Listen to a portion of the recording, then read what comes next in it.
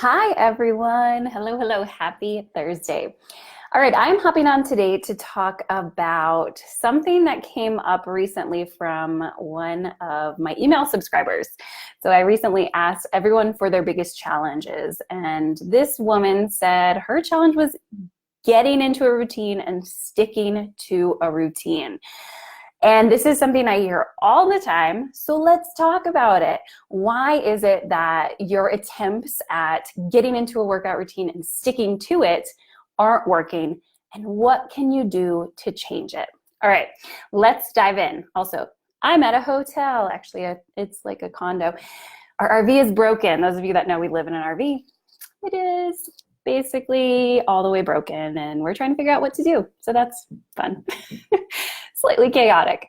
And so very relevant too, right? Because it's also like our life has gone completely sideways. And so how do we keep up with all of our commitments while we've got all of this crazy stuff going on? So I'm living this stuff too. All right, I just want to actually use the actual language from this woman because it was so good. So she just said, my biggest challenge is getting back into it, figuring out a routine, a time of day, and all the things that must happen to establish and keep a regular workout routine each week has been difficult. She says, I want to work out regularly. I have a few good weeks here and there where things seem to go well, but nevertheless, I get derailed and feel like I'm starting at square one again once I am able to try and start again. All right, so let's talk about this. I'm going to talk about some mindset stuff, but then I'm also going to talk about very strategic, like tactical, what you can do as a mom to make this work, because this is stuff that I work on with my students all the time. All right, so first of all, let's talk about motivation, right? For moms, especially if you've got a little baby around, you're never going to feel motivated. You will literally never feel motivated because you're always tired. You've got people on you all the time. So you cannot wait to feel motivated. Motivation comes after commitment. So we have to start first and foremost with your commitment. You have to declare what it is that you are going to do. So whether that's 20 minutes a day, every day of the week, whether that's 30 minutes, 3 days a week, whatever your commitment is, that's what you have to start with. Commitment first and foremost. Then you need to stick with that commitment no matter what, okay? And I want to think about this, like the framework of this is we want to get this behavior, whatever it is, if it's a workout routine, if it's drinking more water, if it's whatever, we want to make this go from being something that you have to think about every day to being a habit to the level of like brushing your teeth, right? You don't think every day, oh, I've got to brush my teeth again. Oh my gosh. No, it's a habit. You don't even think about it. You just do it. You brush your teeth every day. It's not a thought. And that's where we want to move you to with whatever this workout routine is. We want you to get to a point where it's so automatic, it's so part of who you are and your identity that you're not having to decide every day that you're going to do it. So the first step is commitment. And then when you are committed, you've got to know that in the first 2 months of that commitment, there are going to be highs and lows. You're going to feel super good at the beginning, right? That's why you say oh, I can do it for a couple of weeks and then I fall off. So you know that there's going to be those times where you're feeling really good at the beginning and then motivation will always kind of dip, right? So that's where the commitment is most important. So you commit 100%. My coach has this story about someone who he worked with who was a Navy SEAL, so kind of a little bit more intense, but he had made a commitment to run every day.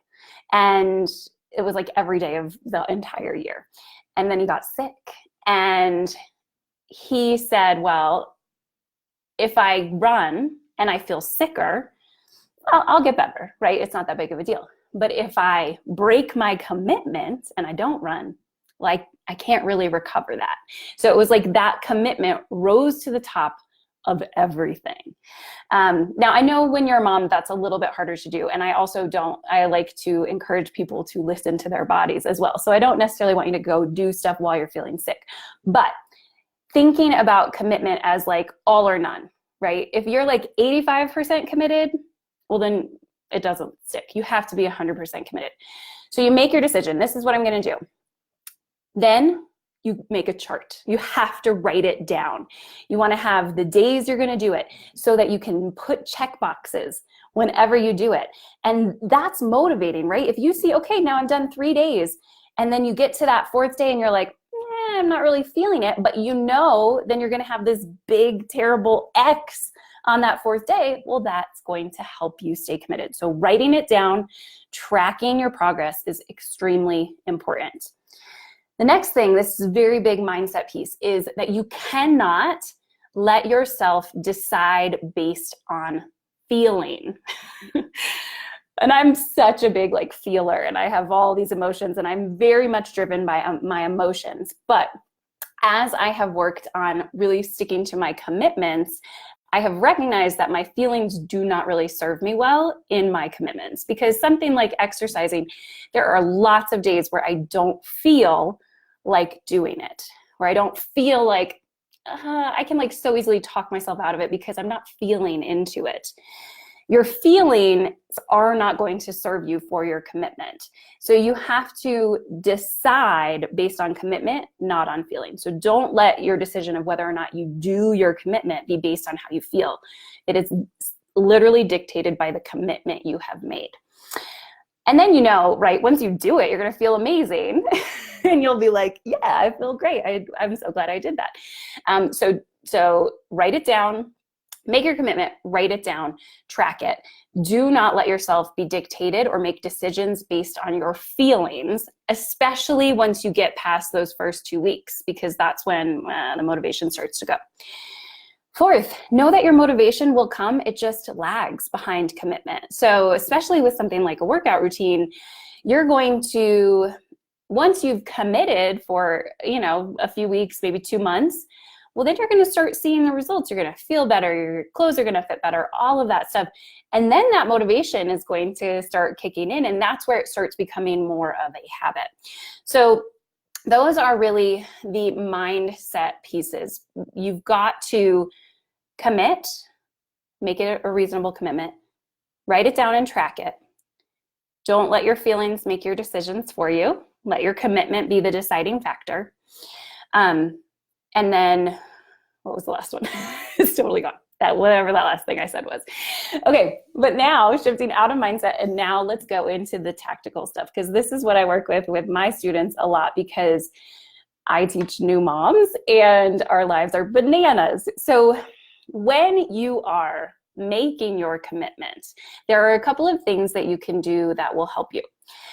First thing, you need to create a plan A and a plan B for when you're going to work out or exercise or do whatever it is, right? If you say, oh, I'm going to do this in the morning. I'm going to do it every morning. And then your baby is up all night, or your baby wakes up at 4 a.m. and you're exhausted. Well, your plan A might not work so great then for you. So you need to know, if my plan A falls through, which it totally will, because that's life, you know that then you've got your plan B. Right? So maybe that's nap time. Maybe it's after bed, whatever, after you put your kids to bed, whatever it is for you, you know that if it doesn't happen in plan A, it will happen in plan B. And then you have options, right? So I find, and my students find, that is extremely helpful, because plan A will fall through. It just does. And then you don't have to say, well, I didn't make my commitment. I've broken down. Now I'm back at square one. No, then you just go to your plan B. So that's number 1. Second thing is a prep routine. I love this. I love having a prep routine. So especially for things like working out, for yoga, what I recommend as a prep routine, if you're doing something that's online, well, if you know that your plan A time to do it is in the morning, well, then when you go to bed, right before you go to bed, roll out your mat, put your computer down, queue up whatever video you're going to be doing, so that when you wake up, you don't have to go through I got to get it ready, blah, blah, blah. No, it's ready. You simply roll out of your bed and roll onto your mat, and you get started. So you're taking away the barriers to making it happen. It's extremely helpful. Okay, so you've got your plan A, plan B, you've got your prep routine.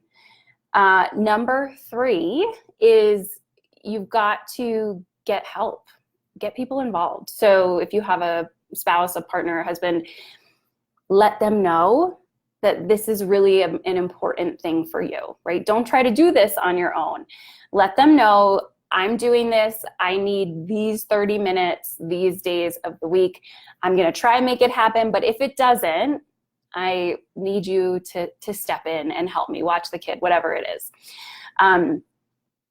You don't have to do it all on your own. And often I find that if we give our partners the opportunity to step up and help us, they are willing to, because they know that it's going to make us feel better about ourselves. We're going to be in a better mood. It will be good for them as well. So let them help you. Let them help you. And this, along the same lines too, know that it's not going to be perfect. So if you end up, if your thing is yoga, then there are going to be some practices probably where you've got a baby rolling around underneath you, or your toddler is like climbing on your back. And that is okay too. Not only does it mean you're still sticking to your commitment, but you're also setting an awesome example for your kids of a mom that takes care of herself and is physically active and all that. Like, that's all good stuff to teach your children. So let go of the idea of it's going to be perfect and all of that stuff. And then finally, leave open the opportunity to revise your plan. Now, this doesn't mean letting go of your commitment, but it simply means reflecting on if your schedule is working for you, right? So at the beginning of Heal Your Core with Yoga, what I do is say, okay, you need to make a schedule for each week. When are you going to do your yoga? What's your plan A? What's your plan B? And a few weeks in, check it out. How's it working for you? Are those times right, or do you need to adjust? That can be extremely helpful too, because once you start getting into the habit and you start doing the work, you may find, oh, well, actually, I don't really like working out in the morning. I'm much better at night. And well, then switch it around. Okay, so those are the basic things. So just to recap, from a mindset piece, commitment comes before motivation. So you need to commit 100%. And then you want to track, like write it down, have a cute little chart, whatever you need. I'm sure there's printables on Pinterest. Track it so that you have a visual example of your progress. Don't let your feelings decide, because you're going to have lots of times where you don't feel like it. That's okay. Just do it anyway, because you've committed, right? Your commitment is above motivation. Know that the motivation will come later, after you start seeing the results. And then tactically, get help, make a plan A, plan B, do your prep routine so that you're taking away the barriers of it. And then if at all possible, I will throw this in there, I do think that the morning is the best time to do this, simply because obligations come up in the day. So if you are someone who can get up early, which I know is hard with a baby, then do it. My husband and I, when my kids were very little, now also amazingly, just know as your kids get older, they will sleep later. Like, both my kids sleep till 7 at least now, and that's magical. But when my second was little, he would wake up always in the 4 o'clock or 5 o'clock hour. And what my husband and I did was we decided to trade off mornings, because we both had things we wanted to do. I was building a business. I also wanted to exercise. He had stuff he wanted to do. So we would trade off mornings, where like Monday, Wednesday, Friday, he knew whatever time the kids woke up, he was in charge, because those were my mornings. And then we would switch. So I would get like Tuesday, Thursday, Saturday. I know that's not always possible, but if it is, it was so nice to know that at least for 3 mornings a week, I was able to do my thing and not have to immediately go into kid duty. So that's another thing to consider. All right, so that's all I've got for you today. I hope that is helpful. And I hope you also know that you are not alone in that. It is extremely challenging to get yourself back into a routine when life is so very chaotic. And that's why you have to create commitment and structure to make it work for you. All right, I hope that helps, and I will talk to you all very soon. Bye.